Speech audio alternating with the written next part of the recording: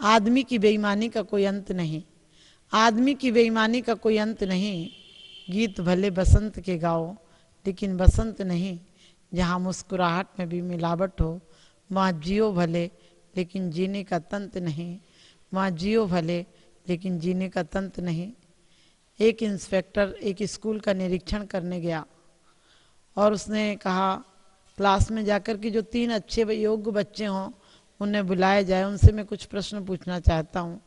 उसने एक प्रश्न लिखा और स्कूल का एक बच्चा, क्लास का एक बच्चा है, उसने हल किया। दूसरा बच्चा आया, उसने हल किया। और तीसरा बच्चा आया तो वो कांपता कांपता हुआ आया। तो निरीक्षक ने पूछा कि क्या बात है, तुम पहले बच्चे हो, तुम दूसरी बार क्यों आए हो? तो उसने कहा कि सर ये बात है कि जो स्कूल का क्लास का तीसरा बच्चा था वो तो मैच देखने गया है और मुझसे कह गया था कि यदि कोई ज़रूरत पड़े तो तुम मेरे सवाल का हल कर देना, इसलिए मैं आया हूँ। निरीक्षक को, इंस्पेक्टर को बड़ी गुस्सा आई और कहने लगा स्कूल के मास्टर को कि आप तो क्लास के टीचर हैं, आपको देखना चाहिए कि पहला बच्चा तीसरी बार कैसे आ गया, एक ही बच्चा दोबारा कैसे आ गया, आप तो पहचानते हैं।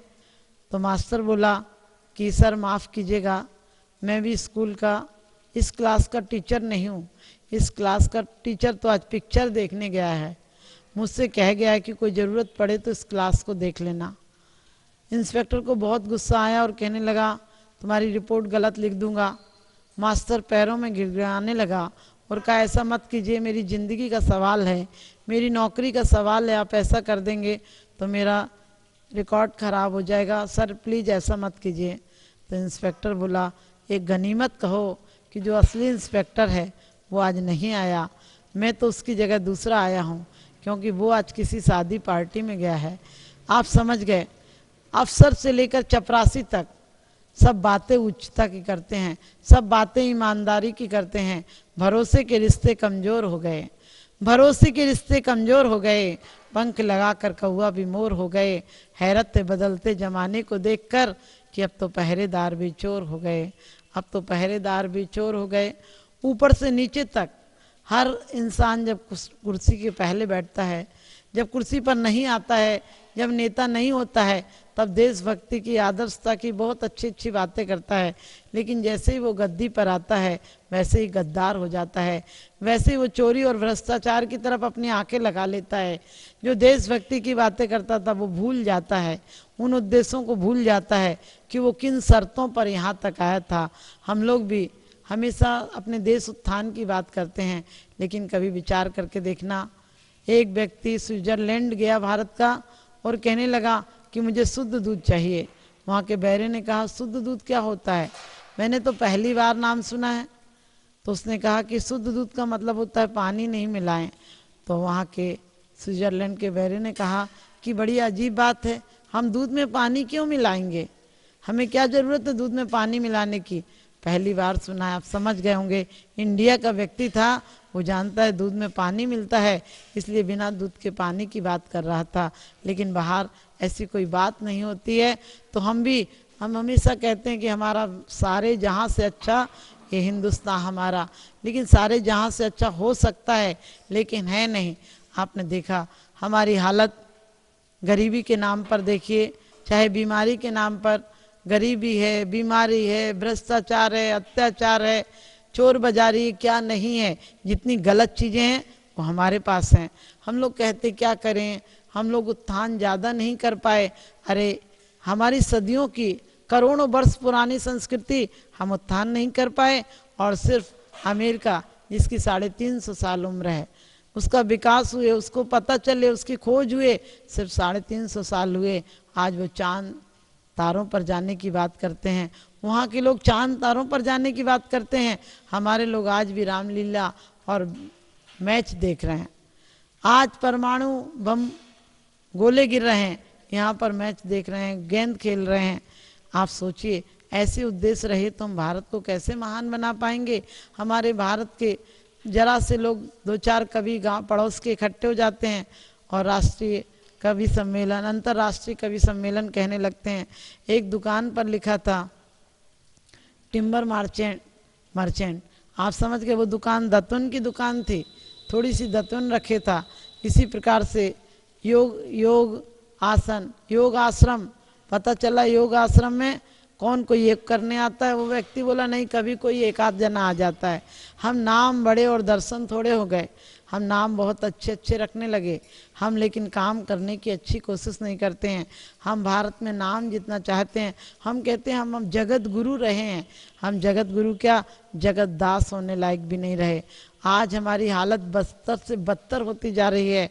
आज विदेशों में एक बच्ची से उसकी माँ ने कहा कि अकाल पड़ा है भारत में, बोली क्या अकाल क्या होता है, तो उसकी माँ ने कहा बेटा जब खाने को कुछ नहीं बचता है, तो बच्ची बोली, अमेरिका की बच्ची बोली कि अकाल है तो वो अपने फ्रिज में से रखी हुई चीज़ों को क्यों नहीं खा लेते, वो बिस्कुट ब्रेड क्यों नहीं खा लेते, फल फ्रूट क्यों नहीं खा लेते।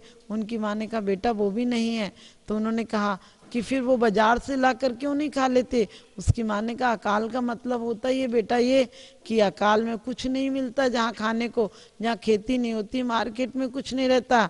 वो बच्ची को बड़ा समझाना मुश्किल हो गया। वो बोली ऐसा हो ही नहीं सकता है कि कुछ नहीं मिलता हो। अरे कुछ तो मिलता होगा मम्मी, ऐसी क्या बात है, ऐसा अकाल हो ही नहीं सकता है। आप समझ गए, विदेशों के बच्चे आज अकाल की परिभाषा नहीं जानते हैं और हमारे बच्चे अकाल में ही जीते हैं। हम घरों में संपत्ति इकट्ठी कर लेते हैं, लेकिन बच्चों को छूट नहीं देते हैं कि वो अच्छे से जी सकें। हम भविष्य की चिंता करते हैं, हम बच्चे और बच्चियों में फ़र्क कर देते हैं कि बच्चियों को अलग पढ़ाएंगे, बच्चों को अलग, बच्चों को बहुत ज़्यादा प्रोत्साहन देते हैं। लेकिन आपने कभी सोचा बच्चियों को भी प्रोत्साहन दो। यदि बच्चियां जड़ हैं, बच्चियां भूमि हैं, बच्चियों को आप प्रोत्साहन नहीं देंगे तो आपके हर कदम पर, हर पहलू पर पत्नी की ज़रूरत पड़ती है। पत्नी, बहन, माँ, बेटी, भाभी, हर रूप में तो नारी होती है, लेकिन नारी को सम्मान नहीं दोगे तो भारत की स्थिति बद से बदतर हो जाएगी। क्योंकि भारत में पुरुष प्रधान देश कहा जाता है। मैं इसका विरोध नहीं करती हूँ कि पुरुषों का साथ मत दो, लेकिन नारी को भी सम्मान दो। नारी अपनी गरिमा को पहचाने, अपनी महिमा को पहचाने कि वो नारी सिर्फ जगदात्री है। नारी नर को जन्म देती है। नारी से संस्कार पाकर हमारे तीर्थंकर, पैगंबर जितने भी होते हैं, महापुरुष, अवतार आदि होते हैं, सब नारी की गोद में संस्कार पाते हैं। इसलिए नारी को शिक्षा के साथ साथ बढ़िया संस्कार दें, संस्कृति दें, उसके पहनावे उड़ावे का सलीका सिखाएं। उसे पुरुषों की नकल कॉपी ना बना दें, पुरुषों की कार्बन कॉपी ना बनाएं, पुरुषों जैसा पढ़ाई कराएं, उसे शिक्षा पुरुषों से भी भली दें, लेकिन सिर्फ उसे कठपुतली भौतिक सुंदरी बना के नहीं रख दें। क्योंकि भौतिकता माना कि भौतिकता के बिना भी दुनिया नहीं चल सकती है, लेकिन मात्र भौतिकता से भी नहीं चल सकती है। क्योंकि भौतिकता एक शरीर की भांति है, लेकिन आध्यात्मिकता एक आत्मा की भांति है। जब आत्मा नहीं रहेगी तो शरीर का कोई महत्व नहीं रहेगा। इसी प्रकार से हम सिर्फ चर्चा नहीं करें। हम लोग कहते हैं कि हम लोग तो आध्यात्मिक लोग हैं। अरे आध्यात्मिक लोग हम नहीं हैं, क्योंकि जब हम पूर्ण शिखर पर, पूर्ण ऊंचाई पर पहुंच जाएंगे, धन की उत्कृष्टता को पा लेंगे। हमारे जितने भी महापुरुष हुए, उन्होंने धन को इतना पाया था कि धन उन्हें व्यर्थ लगने लगा था, धन को उन्हें निस्सार लगने लगा था, क्योंकि उन्होंने पाकर देखा था, वो पाकर लौटे थे, इसलिए उन्हें निस्सार, वो स्थायित्व था उनके लिए कि इसमें कोई सार नहीं है। जिनने पाया नहीं, वो जिंदगी भर जो चीज़ आप नहीं पाते हैं उसकी कल्पना आपके मन में टीस बनकर रह जाती है। वो आपको बार बार याद आती है कि वो चीज़ मिल जाए। तो हमारे भारत के लोग जो अध्यात्म की बात करते हैं, वो वास्तव में अध्यात्म नीरस नहीं होना चाहिए। धर्म हमारा उदास और मायूस नहीं होना चाहिए, धर्म हमारा उल्लसित होना चाहिए। धर्म को देखकर हर इंसान का मन करे कि धर्म में परम आनंद है। आजकल आदमी क्लब, होटल आदि जाता है। कभी आपने विचार किया, सिर्फ अपने से दूर भागने की कोशिश है। जीवन में उसने बड़ी बात कर ली, जीवन में उसने बड़ी बात कर ली जिसने स्वयं से मुलाकात कर ली। यदि आप अपनी मुलाकात अपने आप से कर लेंगे, अपनी परम तुष्टि पा लेंगे, तो समझना कि आप भारत को बहुत ऊंचा बना सकते हैं। क्योंकि अध्यात्म की बातों से नहीं, अध्यात्म को पाना है, यदि ऊंचाई को पाना है तो अपने अंदर ऊंचाई को लाने के लिए, पूर्ण ऊंचाई को पाने के लिए हमें उच्च शिखर तक पहुंचना पड़ेगा। माना कि शिखर बिना नींव के नहीं होती है, बिना नींव के शिखर नहीं होती है। हम सब शिखर को चाहते हैं, हम सब मंगल कलश को, स्वर्ण कलश को देखना चाहते हैं, लेकिन मंगल कलश भी उस काली कलूटी नींव पर टिका होता है। नींव होगी तभी मंगल कलश और मंदिर का ध्वज दिखेगा। मंदिर के ध्वज के लिए नींव जरूर चाहिए। फूलों के लिए हम प्यार करते हैं, लेकिन फूलों के लिए टेढ़ी मेढ़ी जड़ें जरूर चाहिए। जड़ें हों और फूल हो भी और नहीं भी हो, लेकिन जड़ें ही नहीं रहेंगी तो फूल कहाँ से आएंगे। यदि नींव नहीं होगी तो कलश किस पर चढ़ाएंगे। इसी प्रकार से हमारे पारिवारिक जीवन को, हमारे सामाजिक जीवन को, हमारे प्रारंभिक भूमिका को हमें बहुत सुदृढ़ और स्वस्थ बनाना है, सुंदर बनाना है। सिर्फ अध्यात्मता की बात कर लेने से हमारे जीवन का कलश नहीं चढ़ता है। हमें जीवन को, कलश को चढ़ाना है तो जीवन को बहुत सुंदर बनाना होगा। रविंद्रनाथ जी के परिवार में बहुत सारे लोग थे और करीब 100 लोग थे और उनके परिवार में बहुत दूध लगता था। एक बार उन्होंने कहा दूध में लगता है कुछ पतला दूध आने लगा।